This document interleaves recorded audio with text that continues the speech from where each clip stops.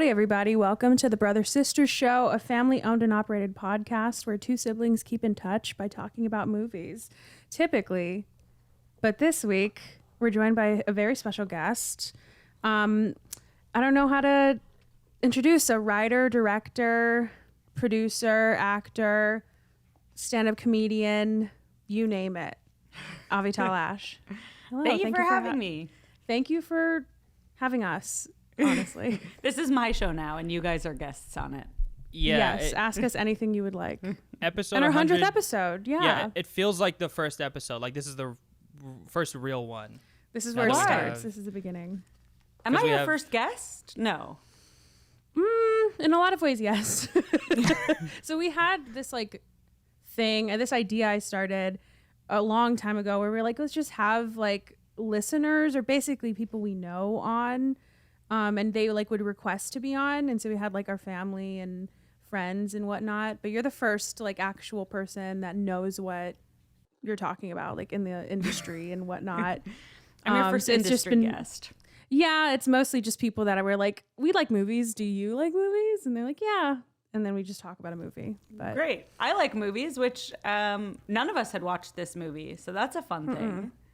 I don't know No, if we we want even to dive got- in or we can wait, but Oh, I didn't even tell you how we do this, but we typically just like catch up. This is where Anthony and I go through our letterbox. We're very into letterbox right now. oh yeah. And just talk about like what we've watched, honestly, just our week. Like I know you were in New York, so how was that? It was good. never been.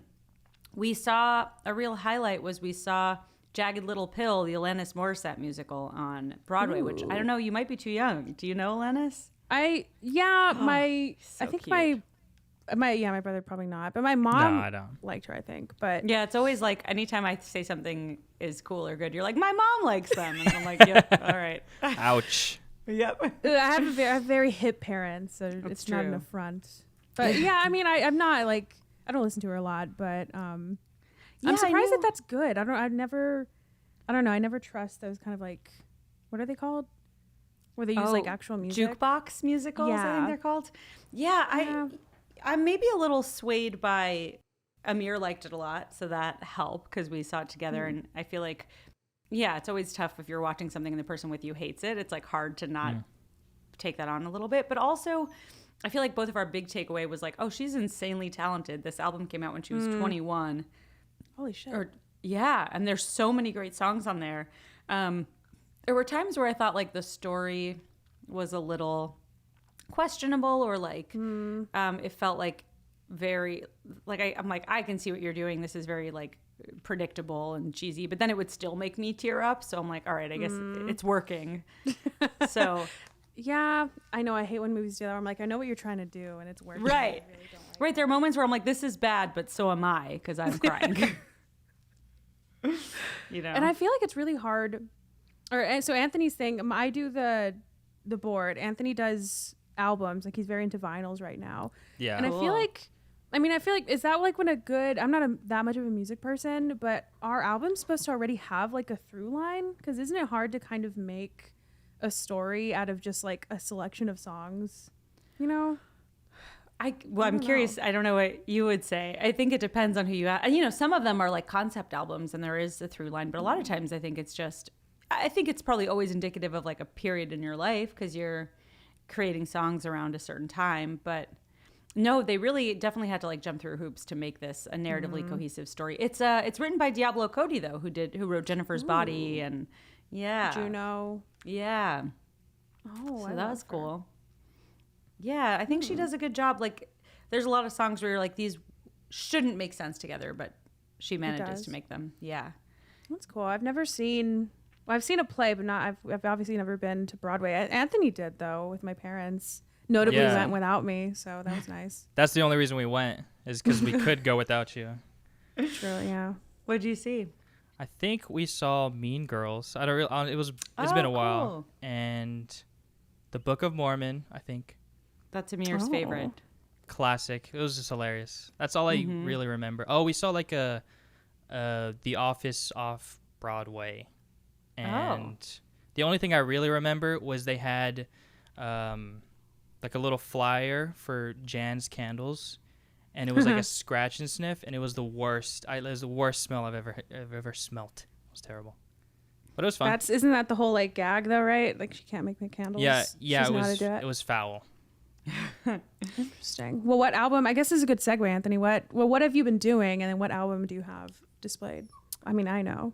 I have Young the Giant's self-titled, right? It's their self-titled I think album. So. I didn't know what to pick for this movie. I don't have enough to sort of specify for the specific movie, so it's just whatever I'm listening to the most. Young the Giant, Livia, you introduced me to them, and they're easily one of my favorite bands. So. They're actually a band I started listening to because I wanted to impress Sebastian. Because I knew really? he liked them, and so I started listening to them just like because of that. And then they were actually good, and so I was like, oh, okay. I feel so like now there's I'm a lifelong fan. a song or two that I would recognize, but I couldn't tell you any off the top of my head. The most popular one is Cough Syrup. I feel like everybody knows that song, but Sing it. pretty good.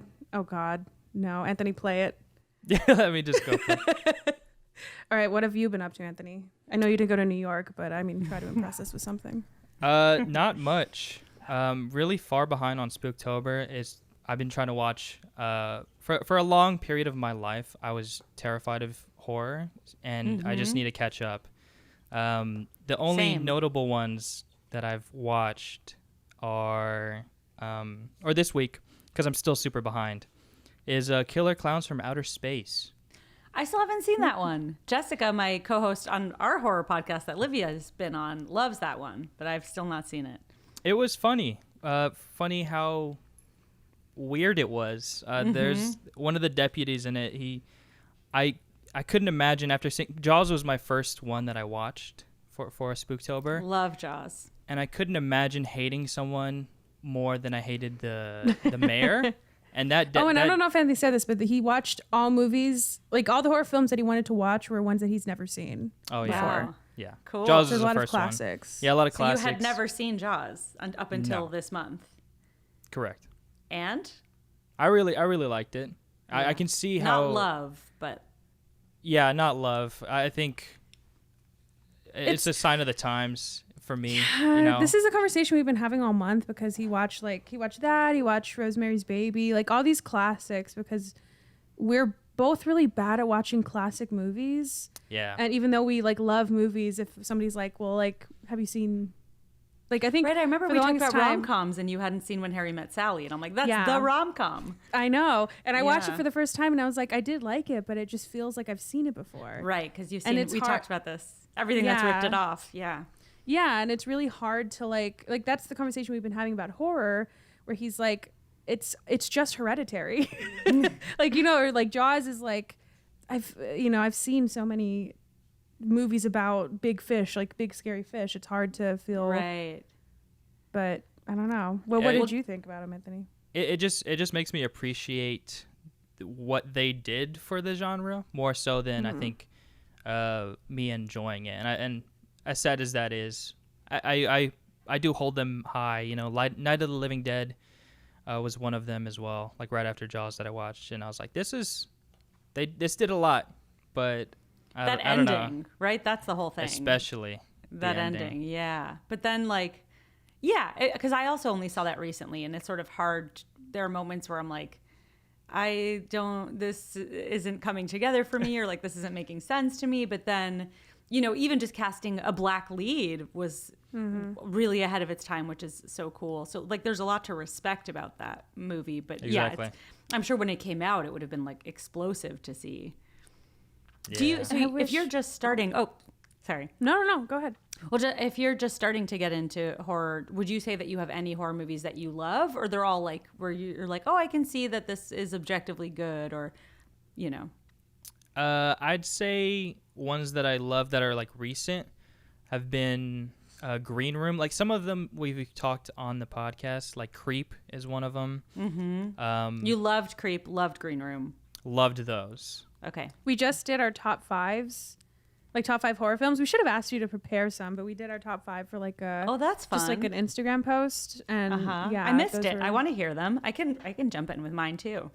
I mean, they might do you remember change yours? as we go through the podcast. And I'm like, oh shit, I meant this one. But yeah, we kind of did that too. We did 5 and then we did honorable mentions because we couldn't help ourselves. But you guys don't just do horror. You were doing top 5 horror specifically, not like of the podcast overall.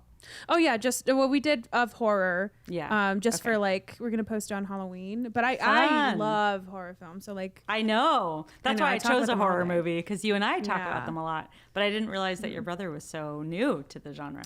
Yeah, like I me, have many kind of. stories of him like crying when we're watching them. I don't know if you guys saw that I posted a joke today on my I did see it, Instagram yeah. and TikTok. That was a real thing where like I saw the commercial for, I don't know if you've seen it, Anthony, but I saw a commercial. It was when Candyman was like, I don't know if syndication is the right word. That's for TV. But Candyman, they were playing like the edited for TV version. And the commercial said, Candyman will do for mirrors what Psycho did for showers. And I was suddenly like terrified in the shower. Like I hadn't even seen either of the movies. I just knew, wow, something scary can happen in the shower and something scary can happen in the mirror. It's such a scary place. Yeah. Vulnerable. It really is. haven't- I think about it like almost like maybe like once in every 5 showers. I'm so vulnerable right now. Same. It's true. It's kind of funny to think, I don't know if any movie has done it really since Psycho, even though it's such fertile ground. Maybe that's what my top 5 are typically from. Like my first one is always going to be Hereditary and Paranormal Activity. Those are like my first and my ultimate favorites. And Paranormal Activity just like made me scared of just like sleeping. So maybe that's it, or just like especially Paranormal 'cause the Activity house is almost like for me what Jaws might have been for you, where it's just like I saw it Maybe. more recently and it was like, yeah, this is good, but I've probably seen so many movies use that and borrow that it wasn't that exciting. Yeah. Exactly. Like found footage is one of my favorites. Like just genre of horror, Yeah. but it's so bad now because people are just think it's so easy to do and then they just don't put the heart into it. Right. I watched a documentary about that today and it just made me angry. But those you guys two, saw Host, right? oh, I Anthony hasn't seen it, but I loved Host. I love haven't. Host too. It's so good. It's so like I think we just did Sinister recently, and I've still never seen it. so good. Really? I think Anthony hadn't seen it either, and I was like, Yeah. "How have you never seen Sinister?" It's like one of my favorites. That is really good. But we do fun facts too, like at the very end, and one of them is that out of like they did a study where they tested 100 horror films, and they hooked people up to like read their like heart rate or whatever to see what was the scariest movie of all time, and Sinister won. But then they redid it recently, and Host actually outdid it. Wow. So Host is now the scariest That's cool. horror film. I keep cutting you off. I'm like, tell me your top 5, but then I want to talk about each of them. So Oh keep no, I going. will keep going back to it. So that Hereditary, Paranormal Activity. Shit, I don't know. I thought I could remember them. I have Bone them here if you want Tomahawk. Yeah, Bone Tomahawk, which is Love Have you Bone seen it? Tomahawk. Yeah, that's on my Okay. top 5 too, I think.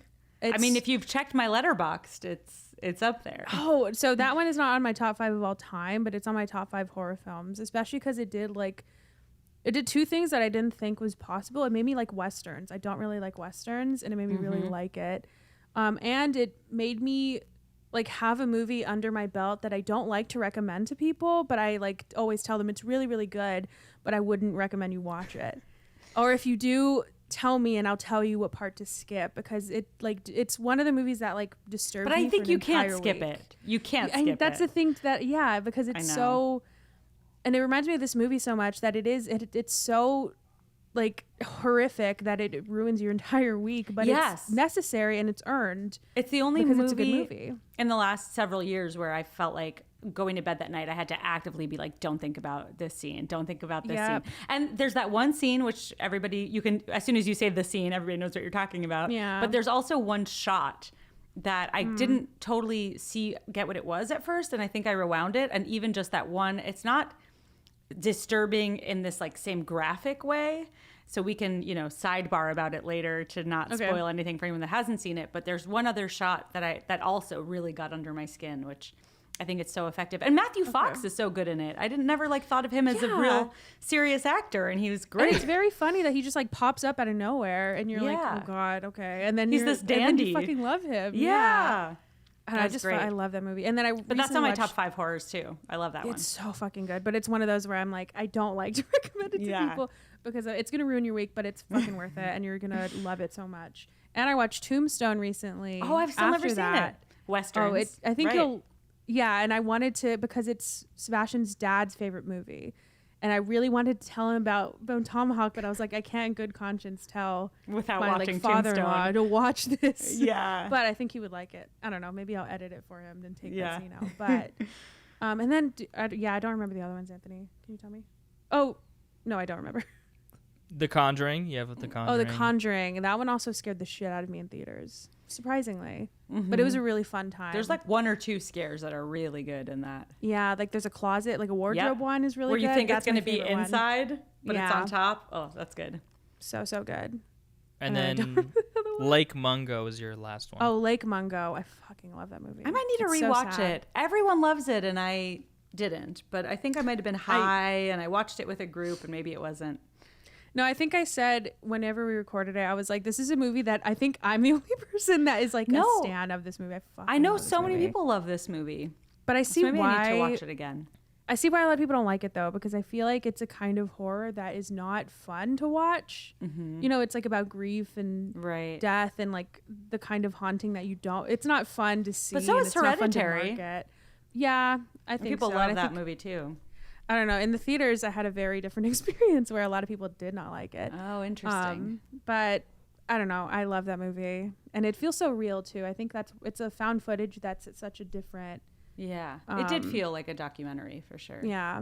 And such good acting, too. Yeah. And then my honorable mentions were Signs, because it scarred me for life. And then District 9, because I don't know if you've seen it, but it's like a sci-fi. It has like some horrific scenes in it, but it's not really a horror. And then The Village. But I love the love story in it so much that I forget that it's scary. Or that's supposed to be scary. But I don't even remember the love. I haven't seen any of those movies since theaters. That's the last time I saw all of those. So good. That's like The Signs, I've like reclaimed it, where now I watch it like during breakfast. Just because I like Joaquin Phoenix so much that I can't have a movie that I can't watch of his. Mm-hmm. So. And Anthony, do you have your top 5? I do. So I have Get Out as my number 1. I just think it was done so well. I'll just go through it real fast.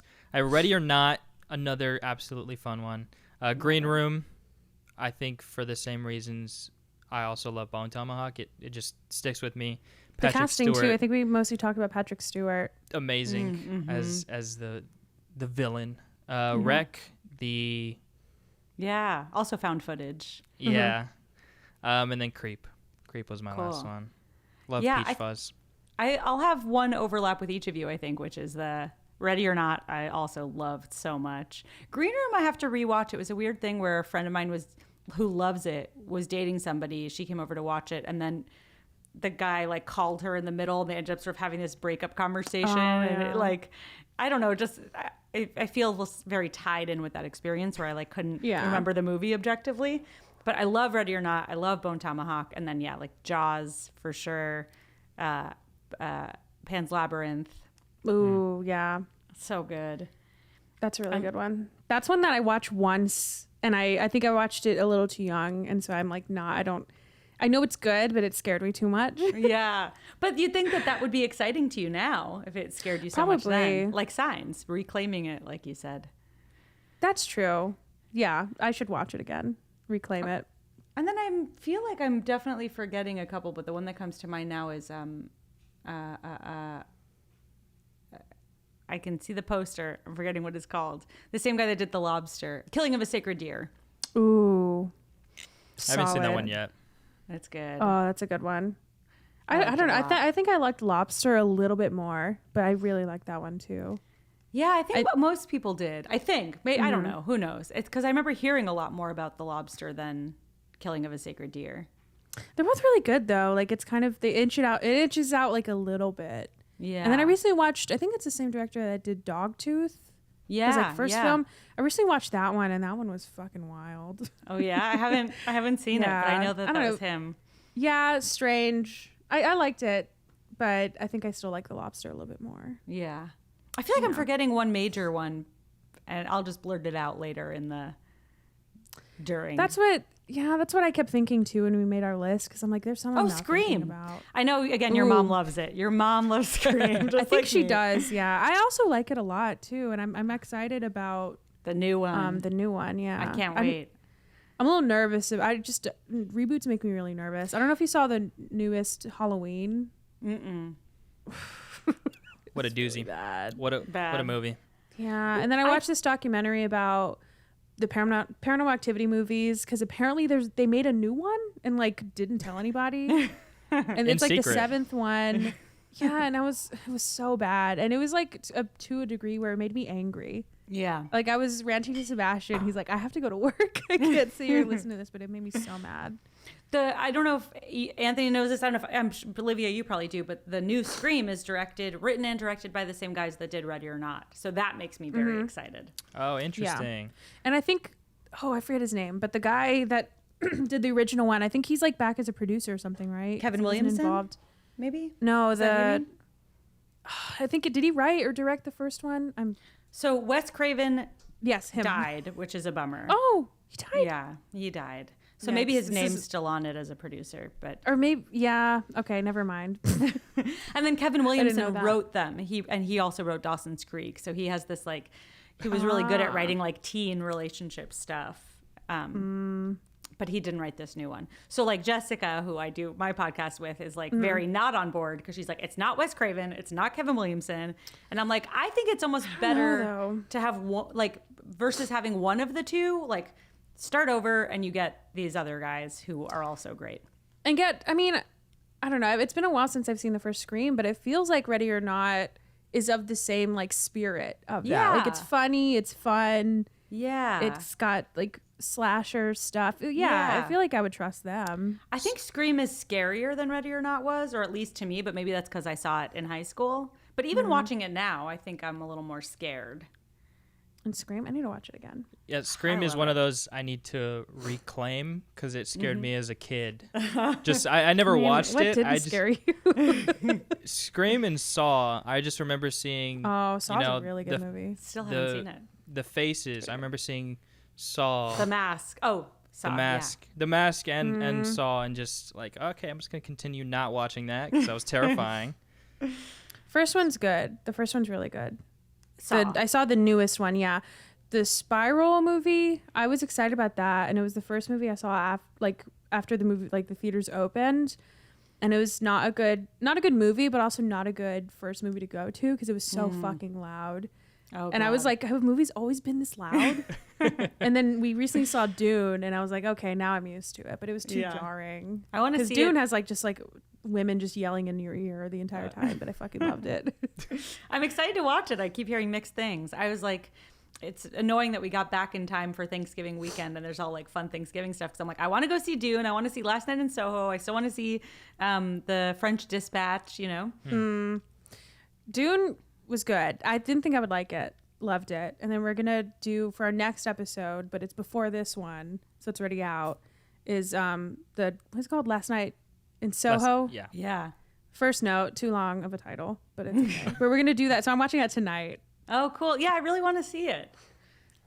We'll see. I don't know. I don't like the trailer. I'm very big about trailers. Not crazy about the trailer, but I like trailers to not give things away, which I feel like that this trailer, I don't really know what it's about, and so I like that.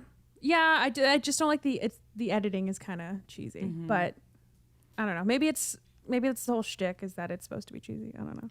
We'll see. We'll find out. I'm excited to watch tonight. it. Yeah. I learned it's 2 hours though. Oh, long. Oh, I fucking love going to, and especially the one I'm going to.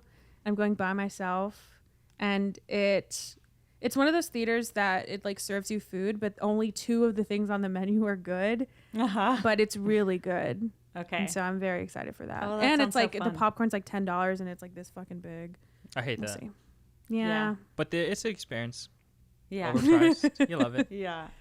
Yeah, and it's one of those too that if once the movie starts, they don't let you in. So if you get there late, then you can't get in. You forfeit your ticket. Love. Yeah. They take it seriously. I like that too. Yeah. This movie was only an hour and 40 something minutes. Something like that. Yeah, it didn't feel that long. Yeah. And I Except maybe- stopped it at the beginning because Sebastian got home. And I think I told you this, but I was like, I need you to watch this beginning part. The Just beginning is so part. good. It's very good. That might be my favorite part of the movie is the opening. Honestly, me too. It's very strong at the beginning. And we'll get into it. Is there anything else we want to talk about, like other movies we've seen recently? I What saw we've Titane, done? which is Ooh, Julia I've been wanting to Ducournau. see it. I really want to It's see that. bonkers. Let me know when you guys do watch it what you think. I am dying to see it. And somebody told me too, because like when I tell people I like movies, they'll tell me like just, all this stuff to watch. And somebody at work told me to watch that. Or they said they watched it. And I was like, I want to see it so badly. And she was like, well, you might need to decompress. And I was like, I don't know. I've seen Bone Tomahawk. Okay, I think I'm Yeah. good. I mean, Yeah. I've seen Raw. Isn't it the same director, right? Yeah, I mean, that's a little same rough. director. I'd say probably on par with Raw in terms of like moments that are like hard to stomach or tough. But I also think Raw is like a straightforward. It's obviously not a rom-com, but I would say like that movie is like a rom-com compared to Titane. Like Titane is just so insane. Not that it's like, I don't think you'll necessarily need to decompress. Like I didn't feel like I needed to take a shower or like like with Bone Tomahawk where at night I'm like, don't think about that one scene. Don't I didn't have that at all, but it is bonkers. I'm excited. I love when movies just go for it, like this one did. Oh, and then before we get ahead of ourselves, because we do like a break and then we do the movie, but I know that Anthony had some questions. Now that we have somebody, we have the ear of somebody that's in the industry, and we're very interested. We're interested in the industry. We have a couple of questions, yes. Sure. Hopefully I have answers. Yes. Okay. So my first question is, I just enjoy asking creatives this question, specifically on how you get your ideas, because I feel like it's different for everyone. So how do you find inspiration for things that you create? It's a great question, and I don't feel like I have a real answer for you. They just sort of come or they don't. There's some days where I guess the one consistent answer is trauma, is like using my own trauma and trying to sort things out or look at them through a different lens or exploit my own history to like make somebody laugh. At least as a stand-up, that's like I think the most satisfying for me is when I can take something really dark that I've experienced personally and like find a way to crack it open and turn it into a joke. And then I guess the other thing is, so maybe I do have an answer, is confines, right? Like whatever you have to work with. And so like, for example, if you guys were to make something, I feel like between friends that you have in Austin and now you're in San Antonio. Are you in San Antonio also? I'm in San Antonio. Anthony's in College Station because he goes to Texas A&M. So like you put out the entire address. Cities that you have access to or locations or like maybe bars that your friends have, or, in the case of working with Livia on antisocial distance, it's like computer screens. And Rose McIver, who's in it, was like in a hotel quarantining. So like using that location, Right. Or with Thirsty using, having the sliver of the backyard. Although that I wrote before I had somewhere to shoot it. But those things, knowing like, giving yourself limitations, but it's more acknowledging the limitations that already exist and like thinking about what I have access to. But of course, if you're, not trying to shoot something, you don't necessarily need access. You just write it and it's there. Right. So maybe it's not that helpful in that scenario. I guess, it depends on the format. But I gave you a longer answer, but the short answer is trauma, and also that it doesn't really feel within my control. Sometimes it just happens, and sometimes, unfortunately, it doesn't for weeks or months. No, that is a good answer. I think, Thanks. Yeah, especially because that's what we like struggle with. I don't know if that's what you're about to say, Anthony. yeah, it was, because I feel like especially during the pandemic, like I have all this time, I have all this equipment, but I just don't know what to do with it. So the other thing I think that's helpful, it probably seems really obvious, but like is consuming stuff, and especially reading. I feel like I forget because it feels easier to like watch a movie. You're done in 2 hours or maybe 3, whereas like a book can take a lot longer. But especially like reading a good work of fiction, if I'm not like basically anything in a different medium than what I'm trying to do. So like I really like Mike Birbiglia's podcast, and that's more for stand-up. He interviews stand-ups, and he does this thing called the slow round. Now I'm trying to remember if it's in the slow round, but he has certain prompts that he asks his guests, like, what's a smell that you remember really vividly? Or what do you remember, like, being in your bagged lunch as a kid? And, like, I got a joke that hopefully I'll post to social media soon that came explicitly from that. I was like, what was in my lunches as a kid? And trying to remember what that was. So sometimes there's, like, actual prompts, which can be helpful. But then I think sometimes, like, if you're trying to write a short film, sometimes reading a short story, or like, I mean, of course, also watching short films can be helpful. But I find, like, a lot of times I'll hear or watch or read something that is very different than what I end up doing, but that makes me think of, like, what would my take on this be? You know? I'm also in a, Livia knows about them too. I've been trying to write a joke every single day with my friends Lauren and Ray. So we're on a thread. Ray and I basically fell off. We made it like 7 months. We're super proud of ourselves. Lauren is still going every day. She's amazing. But sometimes we'll all talk about the same sort of thing, like write a joke about, you know, what you first masturbated to, or like, you know, so it's definitely not like taking somebody else's idea, but going like, oh, what's my version of this? Yeah. That is That's good helpful. to know. Yeah. Yeah, because we kind of like, that's the thing we always have a conversation about, because we'll have ideas and I'm like, fuck, that scene I wrote is in a fucking cafe. Or I'm like, well, what are we going to do for that? And so it's kind of hard to like, I think that first that felt like a hindrance. Like it felt like, well, if we don't have actors, if we don't have all this other stuff, then like, what are we going to do? But then after doing the series with you, I was like, well, it feels like a challenge. Like it feels like you used it as a challenge to be like, okay, I only have Zoom, I have people, and then have their dogs. Like, what can I do with that? And that was the first thing Anthony told me, I think, where he was like, how, like, we could have done this. Like, he's like, I'm doing nothing with my life. Like this too. Yeah. I but still it's feel like I'm doing nothing with my life, so don't feel bad. Yeah, I don't know if that ever goes away. No, I don't think so. But you know what's cool is like, maybe you make a friend at a cafe, or maybe you like offer to, you know, like plug them, or like do graphic design or something in exchange for having that space. Actually, I know somebody else who made a short film, and that was the deal that they did was, I can't remember if it was her or somebody else in the crew as a photographer, and they basically got to use this cafe when they were closed. So let's say they closed at 6 p.m. They did a night shoot from like 7 p.m. to 1 a.m. And then in exchange, they like took photos for them, like professional photos of the space that they got to have. So like finding ways to do a trade, or, you know, like in Thirsty, I imagined it indoors at a restaurant, but I just dressed this little sliver of the backyard and made it look like an outdoor restaurant. So like you can also cheat your apartment, or, you know, like there's, yeah, like you said, just looking at it as a challenge, which of course I feel like I can say now that I'm like talking to you guys on a podcast versus when I'm sitting there trying to figure out how to make something and I'm like, this is a nightmare. But that is the key, right? Like looking at it as a challenge as opposed to a nightmare.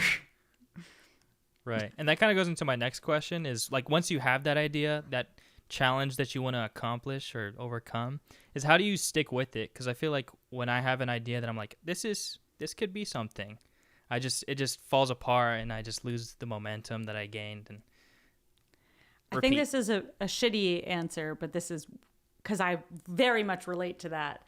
And usually what does it for me is I start on a different project and then I'm trying to avoid that one.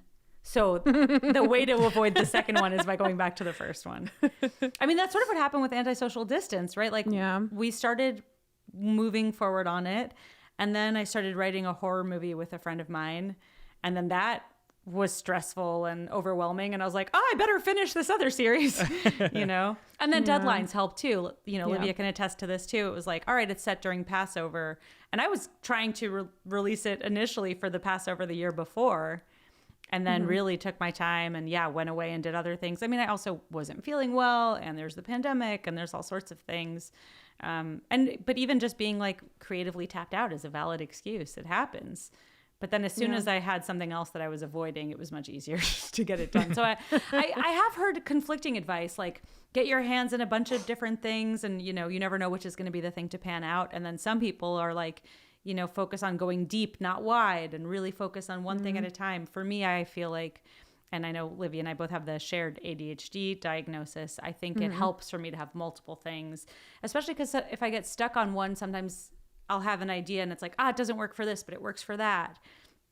So I'd say especially, I think they're also interrelated. Like if you're a creative person, it's not that different. I mean, obviously we all have our own barriers and boundaries. Like I haven't written songs. I would like to, but in a way it's all the same thing: acting, storytelling, directing, writing, podcasting. So I think, you know, you try them all to see which ones bring you the most joy and also to get yourself unstuck from whatever the other one is. Fair. That's a good answer. Yeah. No, deadlines was like a huge thing. Key. I don't know if we worked harder than that last like week. Right. That's the thing. Or that last day or that last hour. It's like, I mean, literally the last hour. Remember, it was launching, and then I was like, I guess I'll do an email, like I know the email at the top of the website, and then we were going back and forth and like trying to create an avatar, and so it launched like 20 minutes late because that last hour. Yeah, That's funny. Well, thank you. That was all the questions I had. Oh, good. all right. Cool. I think we'll take a small break and then we'll get into Impetigore. Is that how you say it? Impetigore? Yeah. I've heard it said Impetigore, like almost they say the T like a D, but who knows? I feel like yours is more correct. Impetigore. Say it like I see it. Impetigore. Impetigore. All right, we'll be right back.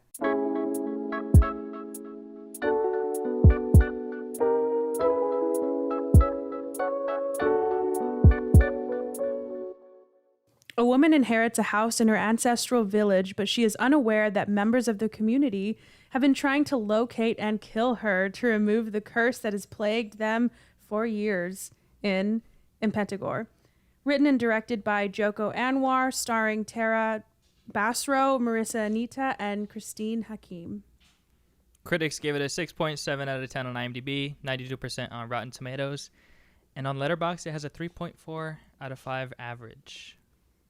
IMDb is fucking wild. It's always low. Like I think I've never true. seen it above a 7. It's and we do it true. every episode. Oh, he's awake. Oh. Okay.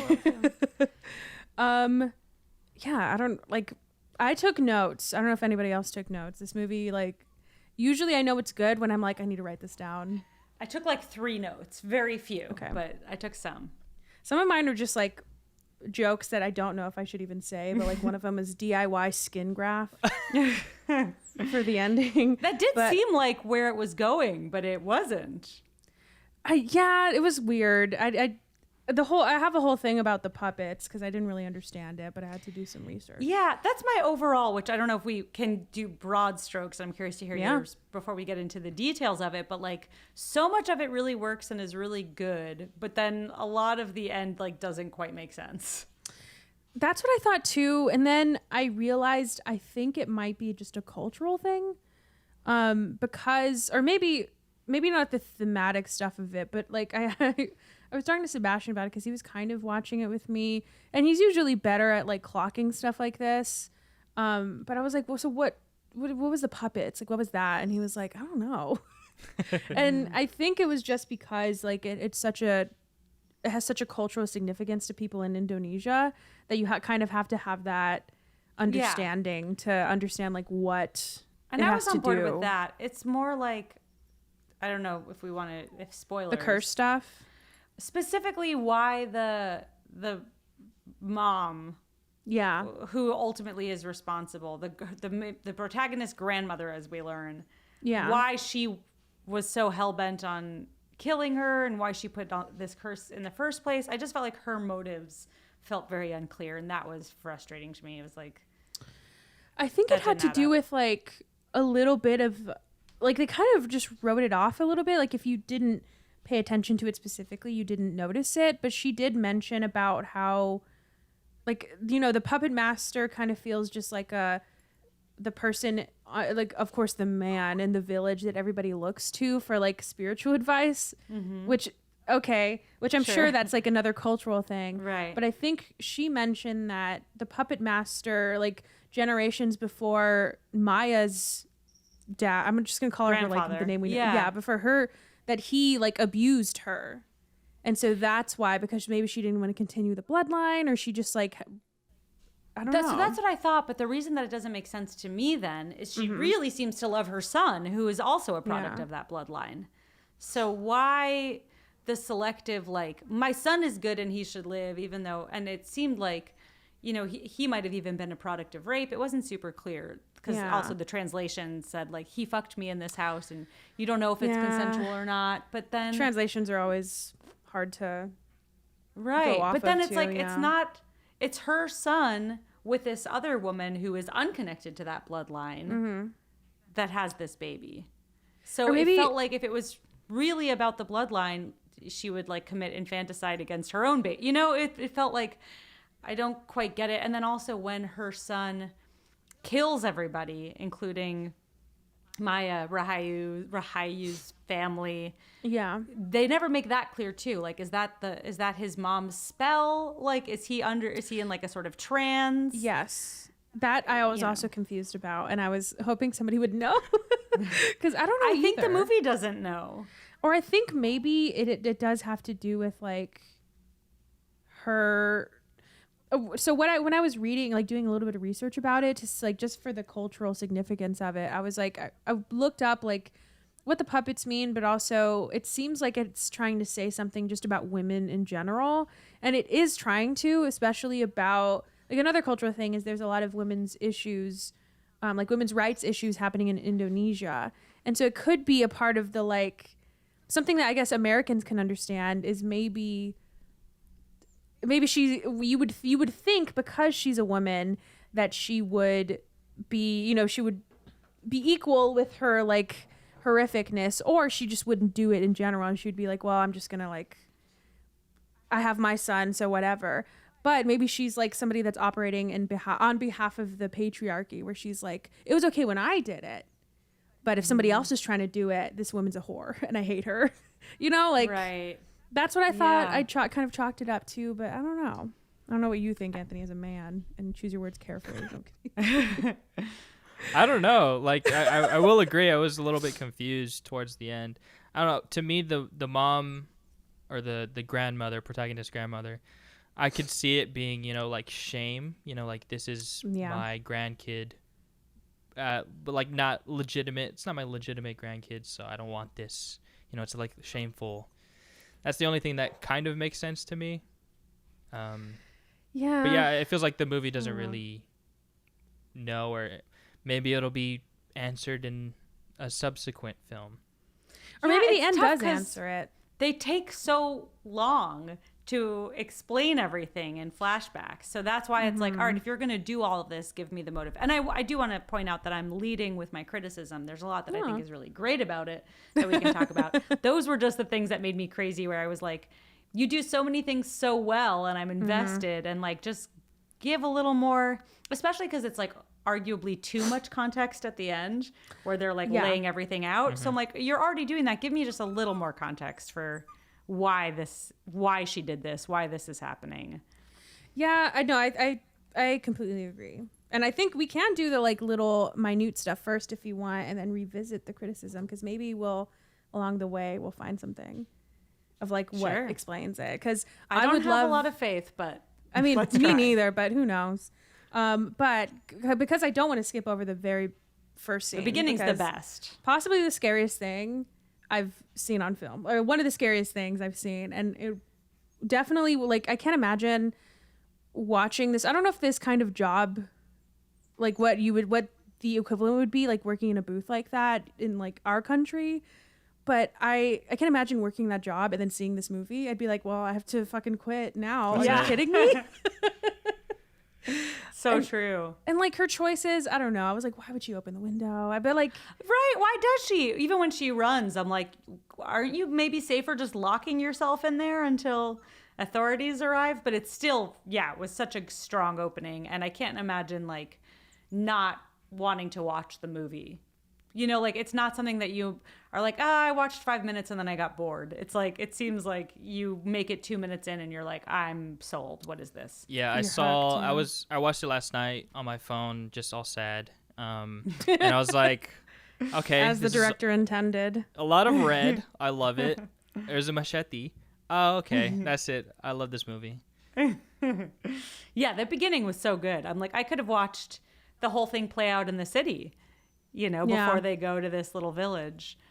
Although there's a lot that's great about the village too. Oh yeah. And I think too, because I try not to, or when you sent this movie, I was like, oh perfect, I don't know anything about it. And I accidentally, well, for this to prepare, I like copied and pasted the like plot summary. And so I kind of like, I read it a little bit. I tried to not read as much, but then I saw a village and I was like, okay, it's going to go to like a small village. And then when it started out this way, I was like, okay, what's happening? Like I was so confused, but I really liked it. Like I also try to avoid, so I didn't know that all I knew, I only paused it to figure out where it was from, because I had read that it was an Indonesian film, but then I forgot, and I was like, where was this made? So I like looked for just the language without, you know, trying not to get any spoilers, and I managed. Okay, great. Yeah, I've tried, and it's rare to see. Now that I'm going back to the theaters, it's very rare to see a movie I've not seen a trailer to. Mm-hmm. But a great experience. And then, there's a lot of bad, like really scary. I've tried to be, when I watch scary movies like this, I try to be very like, not critical, but try to look at everything very like with a fine tooth comb. And one of the scariest things for that scene is, remember when she runs out the booth, and because he's going at her with a machete, and she like gets out of the booth, and that's when he starts running. I like bookmarked that in my brain. I was like, okay, that's fucking terrifying. Yeah. And I need to do that if I make a movie.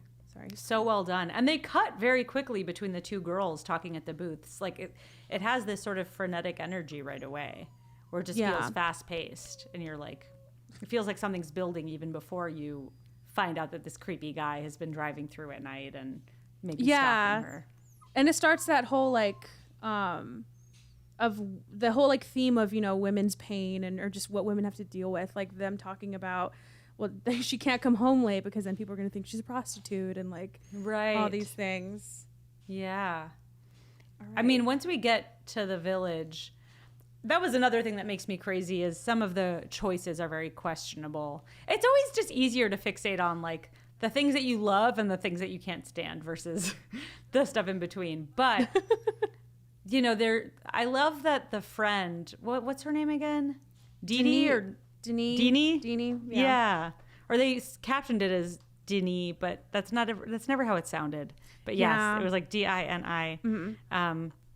She very quickly is like, the people in this village look like they want to eat us, and someone's dying every day. You know, there's like a funeral every day, and Maya's like, I'm sure it's just a coincidence.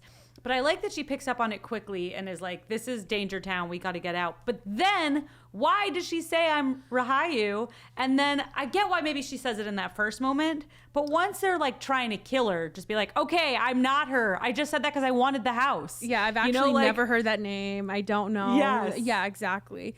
But my questioning of her choices actually begin with her going in the first place. Because for me, if somebody like, okay, say it's my best friend, and if he was like, so somebody had chased me with a machete because they didn't like my family, and they're from where I'm from. They didn't like my family, and they told me, quote, we just don't want what your family left behind. So I want to go visit, and I want to go to that house. You want to come with me? I'd be like, no.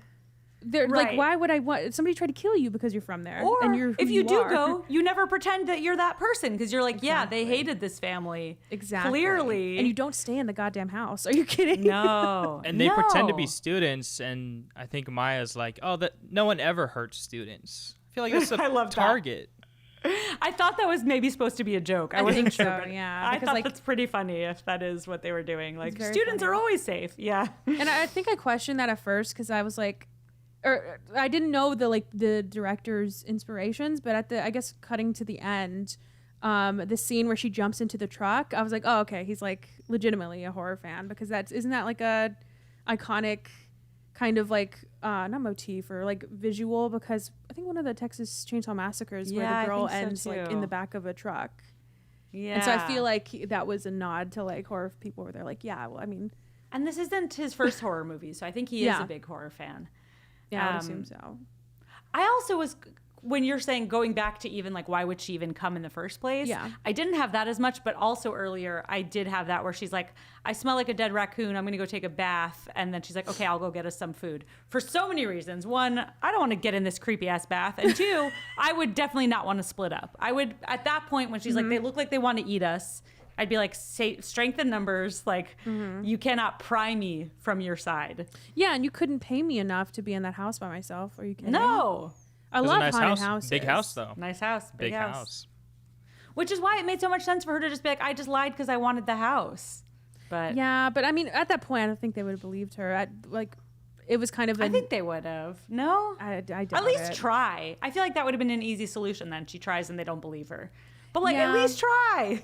Yeah, and I thought she would. I mean, I don't know. That was my question of like, I don't know if it's stupid or if it was really nice of her to claim that she was this girl. Like, it felt like she did it to save her friend, but now I'm kind of like, I don't know. Maybe she just did it because I felt that way in the beginning too. Yeah. But then I feel like at least try. She doesn't have to be like, it's really my friend. But she could just say, it's not her, you know? Yeah. Or like, I've never heard that name before. I guess I guess what you're saying. Yeah. Yeah. Like, I don't know.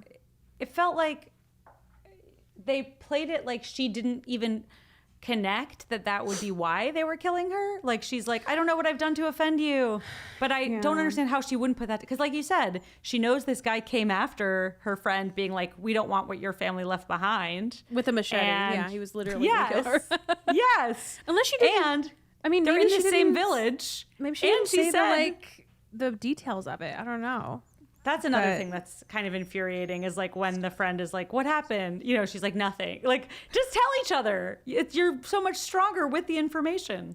And the whole like the fucking note in her thigh. I also have an Yes. issue with that too, because I thought the guy with the machete, because he cut it, so I thought he shoved it in her Right, leg. right. But then we learned that the dad put it in there. I was like, that there's no way that would survive. I mean, I guess if it's And also, I don't how know. would the guy know? How did he know that she had this thing in her leg to check for? I mean, He's, I like, guess they know checking it to has to do see. with the skin, so maybe he was like, why would you? But have a he cut went in to your the like skin? exact spot. We saw a right? scar. Oh, right. But But, he like- checked that spot for a scar, didn't he? Yeah, maybe there was like a legend of it. Like maybe that's where you put spells. Also, maybe how that's where did you she put suddenly? paper spells. In her Yeah, thigh. maybe. Yeah, I don't know. There's also this moment, and I was like, this could make sense. Maybe he drugged her or something, but there's, in the flashback, you see her as a little girl asleep, and the dad like cutting her open and putting the thing inside, and she's just fast asleep. I'm like, I don't care how heavy a sleeper you are, that is waking you up. I mean, That you is have going to to feel wake at you least up. something. Yeah. Yes. Weird. He's like holding open her skin and shoving a piece of paper inside Also, her flesh. I don't Way know too the big of a like gash. Way I don't too know big. Yeah. This I is don't so know the, like, tight. True. the not organics or like I don't know how cursed paper works, but like it would just not wouldn't it not like disintegrate in her leg? Yeah, you would think it would disintegrate. I also liked that moment where the guy on the bus, she shows it to the guy on the bus, and he's like, whoever wrote this is evil. Yeah. Interesting, but how do you know that? Based on the handwriting? Like, I don't know. And then he was like, "I'm gonna mind my own fucking business," and just Yeah. sat back. That's I love that too. The moments of men just staring at her. I was like, that's my worst fear. It's just in public, men just like staring at me. although I thought it was kind of sweet when he's like, the light's not bothering me. Because she like tells her friend, oh, he's mad that your light's on from reading. You have to turn it off. And he's like, the light's not bothering me. I was trying to ward off evil spirits. Creepy, but nice. Thoughtful, but scary, but nice. I think that's when I would have gotten out of that situation. Once he Peaced reads out. that, translates it. I don't want any part of that. I'll just head I'm home. also Yeah. super cheap, so if I would have known the like how much it would cost Oh. for that guy, I'd be like, I don't know. Right. Maybe we should just. And then when he says each, when he's like 100,000 each, no, thank I'd you. be like, come on. I'll wait It's here. not- You can go ahead. Why would Plus- it be each Yeah. too? They, Yeah. What they would- could have what does that sent change? someone. Like, they mentioned that. Like, oh, we just send someone to get your inheritance. Like, if that's what they're for. Right. She says then they wouldn't be able to afford it, but. I mean, And then, I mean, something that I thought was done very well is both times the girls get strung up and it like starts on their face and the camera turns upside down and like we pull out to see them strung up, you know, like they're going to slit their throats. I thought that was very scary. Also, there's a great moment where, you know, they have the friend Deanie strung up because they think she's Rahayu, and they have this, like, they have all these knives spread out. That's terrifying to me. That's also like my nightmare. Yeah. But then when the grandmother character walks up, she's all casually like, "What are you up to?"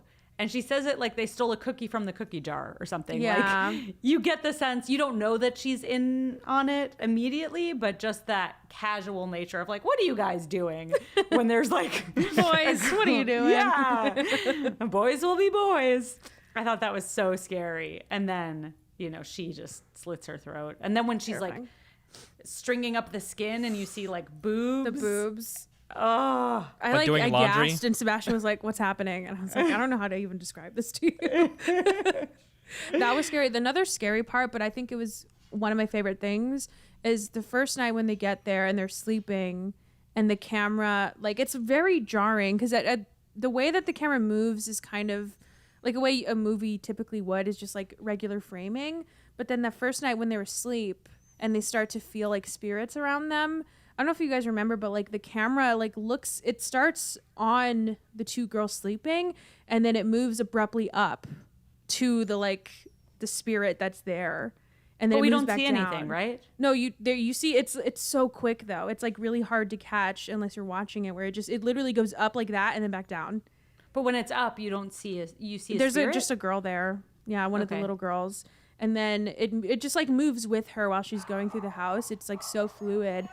And it was so weird because I love when movies do this though, when they're setting up like this is how the movie's gonna be shot, and then they just like do something completely different. Mm-hmm.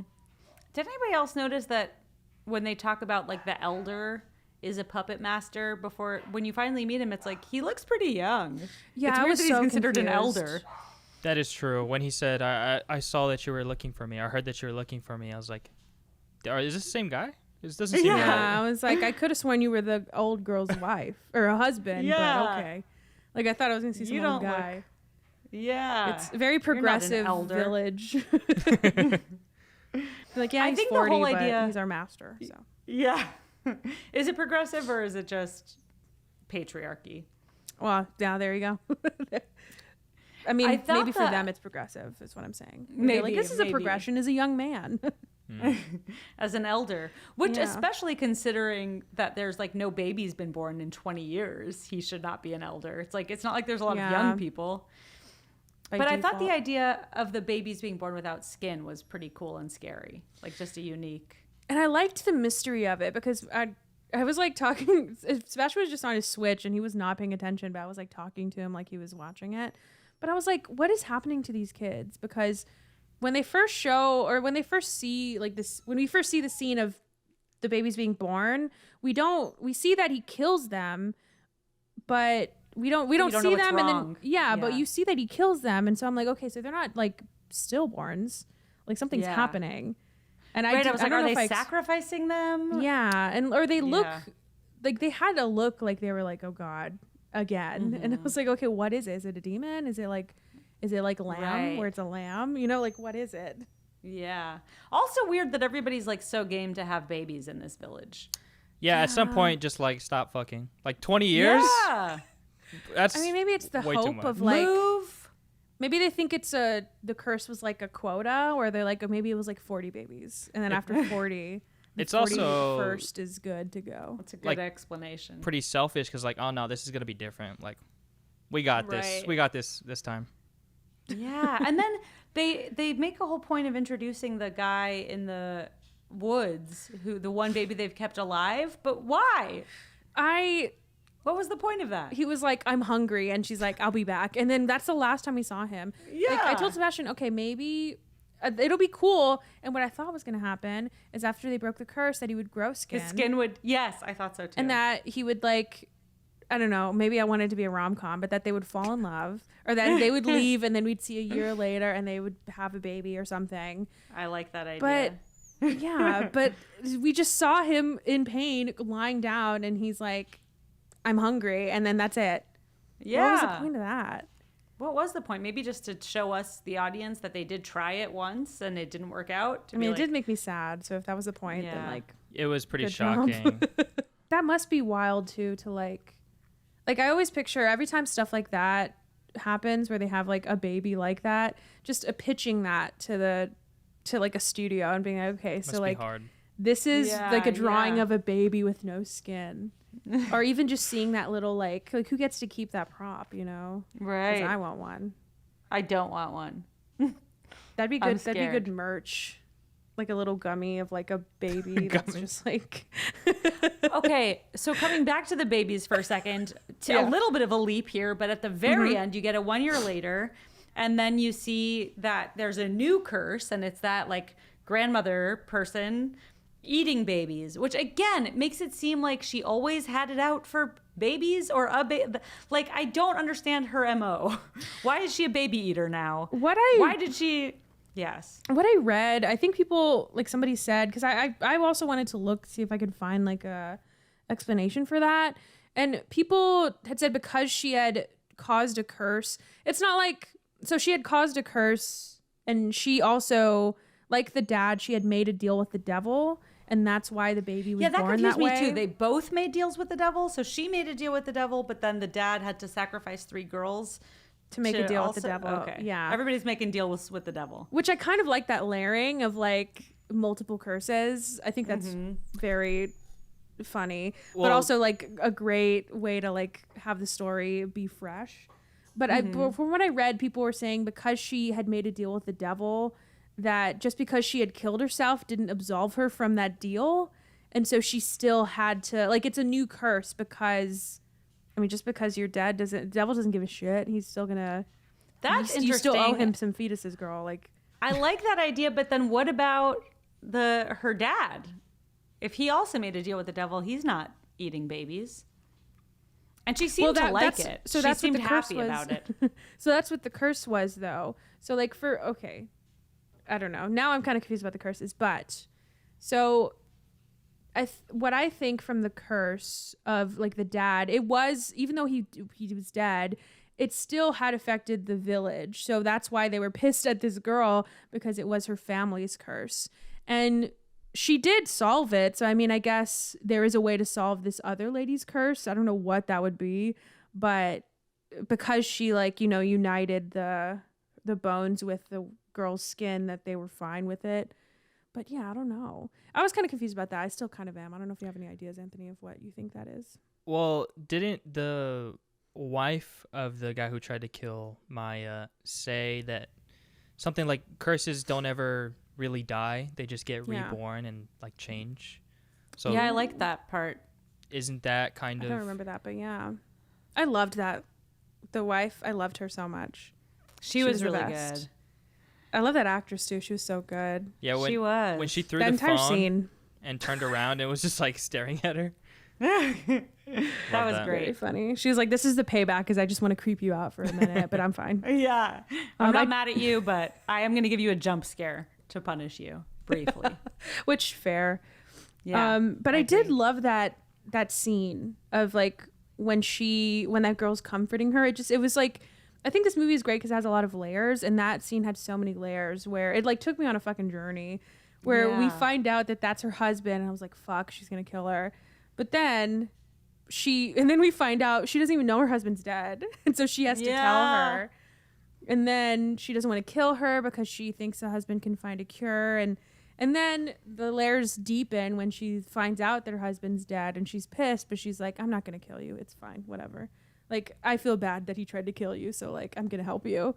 So I loved that, and I think that when I was reading about the theme of like women and women's pain, I really liked that angle of it, especially because the way that the movie handled the difference in reaction of like the demographics of the village, and how the men were just instantly violent. They were like, okay, well, we have to kill her. Like, that's the way to solve it. And they were so ready to do that, even though the whole cause of it was that this guy he killed little girls. And they're like, well, we're going to kill her again. Right. More. But then the women, or at least more. Or at least the one woman, not the elder, not I think her name is Nye, is the older lady.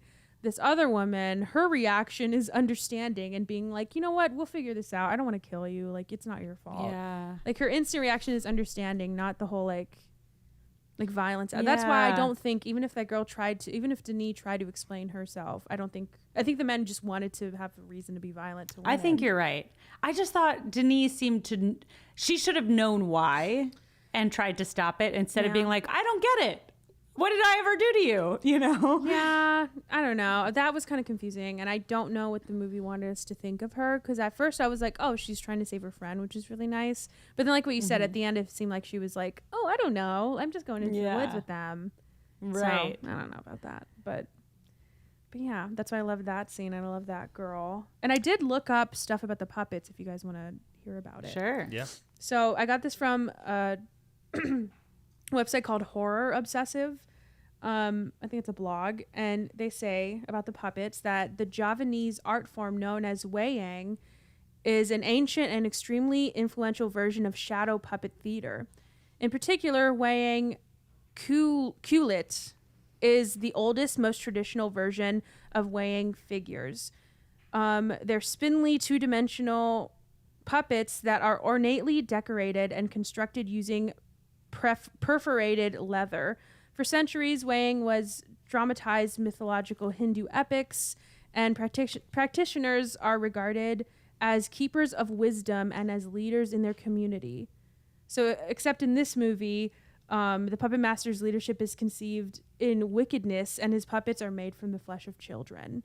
So I guess it's kind of like turning that on its head of like, these are respected figures, but in this movie, they are pieces of shit. Well, it was both, right? They're Yeah. still respected, but they are pieces of shit. Exactly. I did like that one explanation too when she's like, how does he know that killing me is going to lift the curse? And they're like, she says something along the lines of basically like, well, who else are they going to look up to? Yeah. And then you start to realize, I think anyway, that it's like he's under the influence of his mom, and then he has influence over the whole village. Exactly. So they're all sort of being puppet mastered by this woman. Yeah, and that's what I loved about this blog from Horror Obsessive, is that they talked about how the puppet, like how puppet masters, and like it's not just something that they were like, oh, this is kind of like quirky to have him be a puppet master. Like, it is a framing of the entire movie of like the layers of it, of like, you think this person's a puppet master, but then there's another person, and then another person, and there's like so many people that are controlling this entire village, and the only people that are suffering are the men in a way, but also the women. I mean, they're the ones that have to have these babies. Right. They have to go through this entire thing, 9 months, or even and at the then very childbirth. end. Yeah, and at the very end, her fetus is literally ripped out of her. So like, And I wondered if this was just the translation, but even though there's blood all over, the husband's just like, the baby, is the baby okay? I'm like, your wife is bleeding out. What about, are you okay? And he's also like staying back. He's like in the corner of the room. He doesn't come to her to help her. I don't know if it was just me, but I felt really dumb at first because I saw, obviously the trail of blood, and then I saw the mom, and I was like, oh, she gave birth to the mom. And then I saw her actually eat. I was like, oh, no. She's eating the baby. birth to the mom. I was like so confused. You can imagine just how confused I was. And That's awesome. That's so funny. That's so funny. Yeah, it seems like the mom wasn't stuck in this deal. She seemed happy, gleefully eating babies. So it was just like, what is her... I just needed more about her motives, Yeah, and then that just like, at the very end, the just like instant, like he kills himself and then she does it.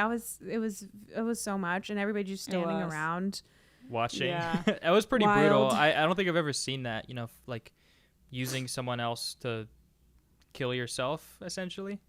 Yeah. That was pretty brutal and intense. Yeah. Well done, but yes, very brutal, very intense. I mean, it makes Also- sense that she was puppeteering everything else. Might as well. She Right. puppeteers his death too. Right. It did seem like, his taking his own life was about shame and everything that had happened up until this moment. So like, maybe at least make sure your daughter's safe first. Like, she's still just cut her strung down up. at the very least. Yeah. Just cut her down first. But nope, the other woman had to do it.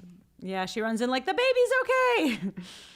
I know. And then That's so, and I don't know. I love that one. She's the hero of this movie because It's true. because that's so amazing to me that this, the curse is broken, and they're probably that moment that we didn't see on screen of like, they're probably so happy that they finally have a baby, and she's like, give me the baby, I need to run and save this girl. I got shit to do with this baby. She's like, give me 2 fucking minutes. Yeah. Traumatic for that mom though, because that guy had just been taking babies and fucking putting them in a bucket. So I mean, also interesting that her husband lied to her, because she's like, I don't believe that killing you is going to fix it. That's why I sent my husband to look for a cure. And it's like, oh no, your husband was also just trying to kill her. Yeah, I mean, I think it does speak to like, at least he hesitated. Like because she said he had gone by a couple of days, right? He had just like done it often, and to the point where she knew who he was. Like she knew he was the creepy guy. So I mean, he like waited a few days at the very least. Yeah, I thought that was just to make sure that she was the right person, but maybe, I don't know. Yeah. At least he wasn't trying to kill an innocent girl, even though she was an innocent girl. But yeah. Man, oh man, this movie. And I think the one thing, we talked about it, but I didn't like the flashbacks. I didn't like that it kept flashing, like it was going towards like explaining what this movie was, and then it went back to her and she was like convulsing, and it did that like 3 times, and I was like, I know what she's doing. Like we don't need to keep seeing it. Yeah. I like the way it was shot though, like the crane moving to the like underground, and where the rug kind of moves by itself. I really enjoyed that, how that was I like that too. shot. It felt like a haunted house or something. Yeah, like spirits, and it was and cool. sometimes I'm kind of dumb, and so I liked when movies just like, they're literally like, this is where it's under the house, it's it's like please, thank you, I love this. It's a little reenactment I needed. What do you think like about? there could have, sorry. just that it could have been finessed a little better, instead of all like right as everything is like coming to a head and she's running for her life, and like, all right, now we're gonna do some quick flashbacks, not such quick flashbacks to explain the story. Like it just felt a little bit shoehorned in, but I'd rather get the context than not. I think what you mean though is like, maybe we could have done it. It could have been sprinkled in. Like it could have been like, maybe the spirits were trying to be like, we were trying to tell you this. Right. And at the very end, they're like frustrated. We're like, oh, we'll just fucking spell it out then, because we were trying to tell you, but you were not getting it, girl. Like that's realistic to me, because that's what I always think in movies, especially in scary movies, when like in Ready or Not is a good example, when she's like looking at stuff and I'm like, oh, she's formulating a plan. She knows what she's going to do. Right. I can't imagine myself doing that and being like, I just need to use the shoelace. And there's no way. Or if a spirit's trying to tell me something, I wouldn't get the message. Right. Why wouldn't the spirit try earlier when they're like sleeping in the bed in the house? Like, why did they wait until she's like thrown from a car and they're like, my big chance, And then cause it by like tearing off their skin. Oh. Yeah. I loved Another that. good jump scare. That was a cool, That I was liked it a lot. Not ready for that whatsoever. I wasn't either, but I think it was great. What'd you think about the music, cool. Anthony? I know you were very big into the scores of films. Yeah, I feel really dumb because you guys are talking about all these big things, patriarchy, and I really focus on the technical aspect of this movie, especially because I'm going through all these horror movies. I realized how important, and I feel like more so than other genres, horror is on these technical aspects, the sound design. Like if it doesn't get it well, it's just not going to be good, I feel. And I think this movie did fantastic. I think the right amount of like lack of sound was really good. There were some parts that there was just empty. Like I think I might have to revisit, but when the mom actually killed the friend, I think that was pretty silent. It's pretty brutal. Yeah, but horror films don't use a lot of silence, and I don't like it. Silence is so uncomfortable. Yeah, especially because it just makes you realize the severity of the situation when it is used. So I think this movie did fantastic, and the lighting, absolutely amazing. Like the orange house, like just the lighting, the little lanterns, and the red at the beginning it really reminded me of Hereditary, when the pinnacle scene of the car, and you see like yeah. It reminded me that a lot. Oh, and the staging too is really good. Like whenever that big truck came in, and then we see that he's there, and she when she looks away, we also don't get to see him. Like we don't get to see what he's doing until she looks. Fucking love it. Yeah. The red lighting threw me at when you first see the skinless baby. it was so, the lighting was so red that I couldn't tell that the baby didn't have skin till they said it, you know? Ooh, that makes me think at the very beginning, I wonder if that's why they lit him in so like such a deep red, is because like that's the curse, like he's the cursed person and she's just like sitting in just the luminescent like whatever that booth was lit in. Interesting. And when you know, she realizes that the guy who died is her husband, you know, the one who's actually helping her, I think the music was done really well then, because you're realizing as soon as she's realizing, and she's like, oh shit, I'm in danger, like, or potentially in danger. So really enjoyed it throughout. And you guys helped me appreciate, you know, the more thematic part of it. So that was mostly Livia.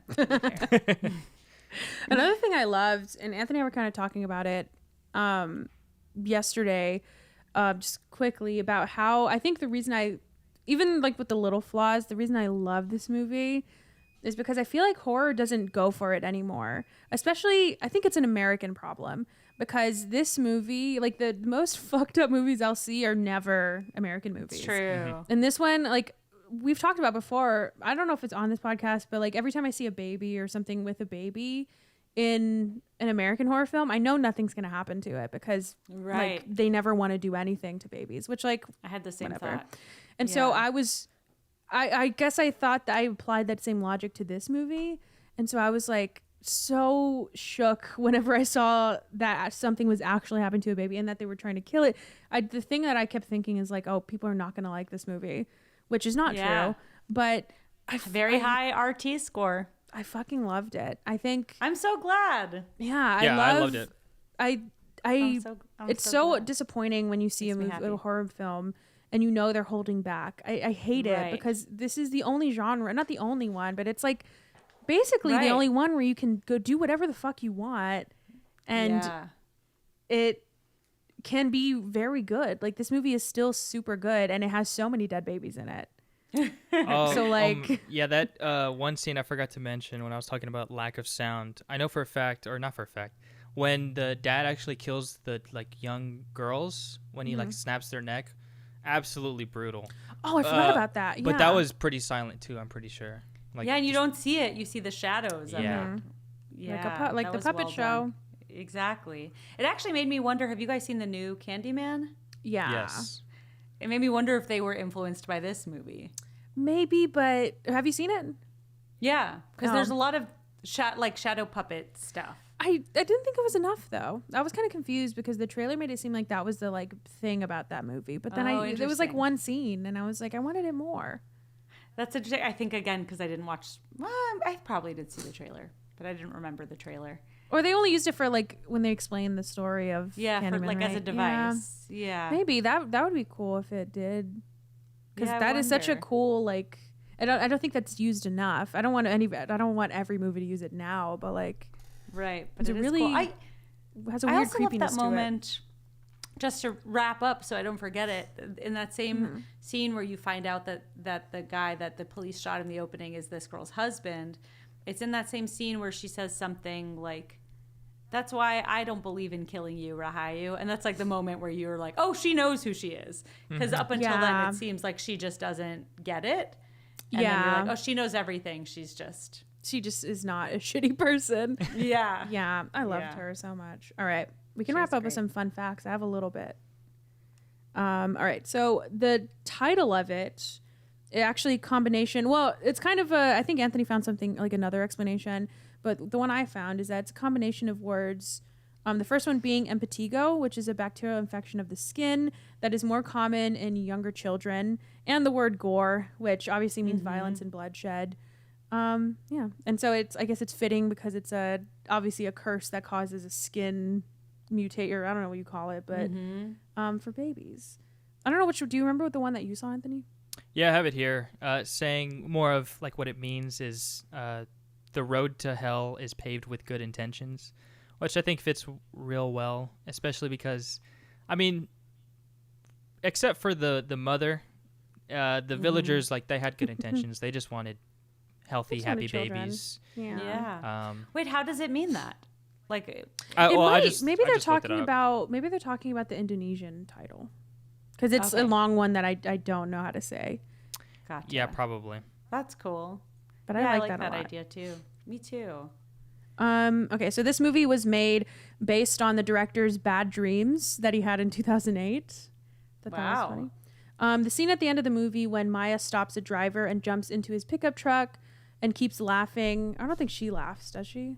Did she like scream? I didn't think so. Yeah, she's screaming. Okay, this has it wrong, but it is a direct reference to Tobe Hooper's The Texas Chainsaw Massacre, and that movie I think she's laughing like crazy, like a crazy person, after she escapes Leatherface. So it is like a homage to that type of that ending. Yeah, makes sense. This movie was an official submission for Indonesia in the Best International Feature Film category in the 93rd Academy Awards in 2021. I think that was last year, right? I thought they were talking about this year, but it was for last year. I thought it was a few years ago, but maybe I'm wrong. Maybe. But obviously, I don't think it got nominated. I think it was like 2017 or 2018. Something like it said 2021, but this could be wrong. I could also be wrong. But who knows? But it didn't get in because Oscars do not like horror films, which is sad. And American people do not like dead babies. Exactly. But I don't want babies to die, but in a horror movie. The joke I said to Anthony on the phone is like, so the moral of what I'm trying to say is that more movies need more dead babies. That's what I think needs to happen. It's just like you said, it's that like willingness to not hold back. Exactly. And that's my biggest pet peeve when I see a horror film, because I at least can feel it. I can feel when they wanted to do something else, or when I know, like if my imagination is scarier than what you're showing me, then I don't think you did a good job. Right. Is what I'm saying. I agree. Like this movie, I can't imagine anything more horrific than a baby being born without skin. Right. There's no way you walk away from this going like, was that a horror? Like that was a fucking horror movie. All right. The last one. This one is actually fun. So the director found an actual village, like similar to the one that was in this movie. He found an actual one to film this movie in. And this meant that they had to build a lot of infrastructure. So like working toilets, stuff like that, for the cast and the crew. But I think maybe they filmed, or they had to build some stuff for the actual movie. And they left it, all of that stuff, all of the working things, as a parting gift to the village for letting them film in their home. That's so nice. And it was, I think, free of charge. They just like left it there. So I thought that was really nice. Yeah, that's a great story. But yeah, but I loved this movie.